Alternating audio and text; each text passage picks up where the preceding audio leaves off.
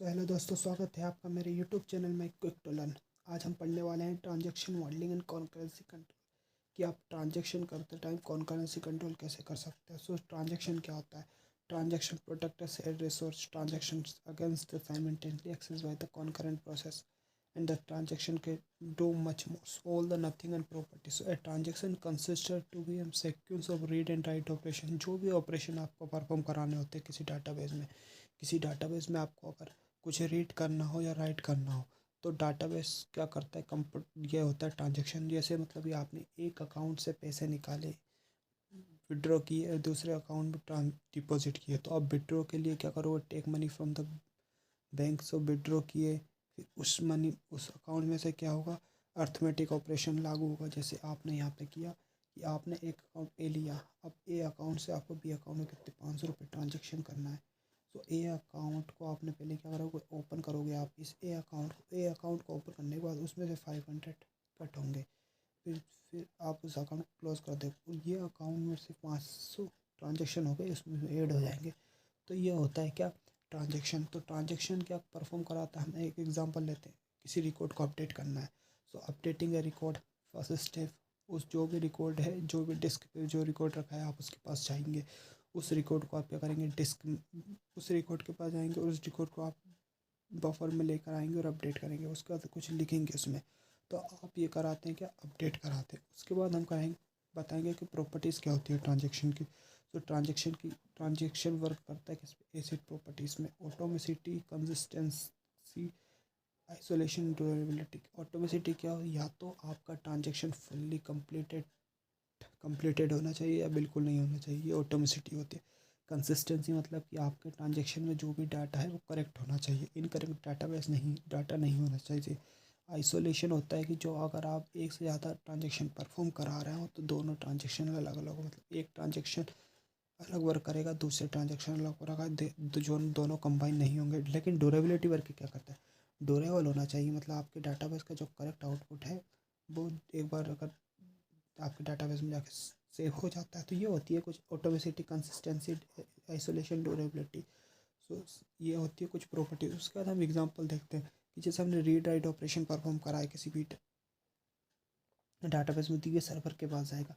Server फिर क्या करेगा, आपके डाटाबेस में जाके रीड राइट ऑपरेशन करेगा। रीड करना होगा तो आपके सर्वर में से जिस भी डाटा को आपको रीड करना है वो डाटा ला के आपको दे देगा, और कुछ राइट करना है तो फिर डाटा को राइट करने के बाद वो चला जाएगा। तो ये होता है कुछ क्या, ट्रांजेक्शन। अब हम पढ़ते हैं कि कॉन्करेंसी कंट्रोल कैसे की जा सकती है। कॉन्करेंसी कंट्रोल करने के लिए क्या करते हैं कि हमारा जो डाटाबेस है उसको एकदम मतलब multi user can access the same data. So concurrency हो जाती है कि एक्सेसिबिलिटी में मतलब डेडलॉक की सिचुएशन आ जाती है कि एक डाटाबेस को अगर मल्टीपल यूज़र कैसे कंट्रोल कर रहा है, मतलब एक्सेस कर रहा है, तो हम उसको कैसे कंट्रोल की जा सकती है। So a distributed database system database is typically used by many users. This system usually allow multiple transactions to run concurrently at the same time। अगर एक जैसे ज़्यादा ट्रांजेक्शन हो रहे हैं एक साथ, तो ये क्या कराता है, कॉन्करेंसी क्रिएट करता है। तो हम उस कॉन्करेंसी को कंट्रोल कैसे कर सकते हैं, it supports parallel execution of transaction, communication delay is late. So there are the some technique, कुछ टेक्निक होती है जिसकी मदद से आप क्या कर सकते हो, हम कॉन्करेंसी कंट्रोल की जा सकती है। सो फर्स्ट होती है two phase locking protocol. Two phase locking protocol मतलब पहली क्या होती है, इसमें आप क्या कर सकते हो कि आप जैसे एक डाटा को रीड करना चाहते हो, तो आप क्या करोगे कि सबसे पहले डाटा को जाओगे और रीड करने के बाद लॉक लगा दोगे। लॉक लगाने के बाद क्या रहता है कि जो अदर यूज़र है वो आपके डाटा को एक्सेस नहीं कर सकता जब तक कि आप उसमें जो भी आप डाटा रीड कर रहे हो उसमें कोई मॉडिफाई करके राइट करके क्लोज ना कर दो, मतलब उस लॉक को रिलीज़ ना कर दो। सो लॉक करोगे, एग्जीक्यूशन होगा, उसके बाद मॉडिफिकेशन कर सकते हो, आप उस डाटा को रिलीज़ कर सकते हो। मान लीजिए ये यूज़र ये है, उसके बाद ये कर रहा है, सर्वर से रिक्वेस्ट इसने ली, ये डाटाबेस के पास चला गया। डाटाबेस के पास जाने के बाद ये इसने दिया जो भी आपका डाटाबेस है वो, उसके बाद ये क्या, लॉक क्रिएट कर देता है। लॉक क्रिएट कर देता है मतलब कि जो अदर यूज़र होंगे वो आपके डाटा को एक्सेस नहीं कर सकते जब तक कि आप इसे छोड़ ना दो, रिलीज़ ना कर दो। तो ये होता है क्या, ये होता है आपका टू वेस लॉकिंग सिस्टम। उसके बाद होता है टाइम स्टैम्प ऑर्डरिंग।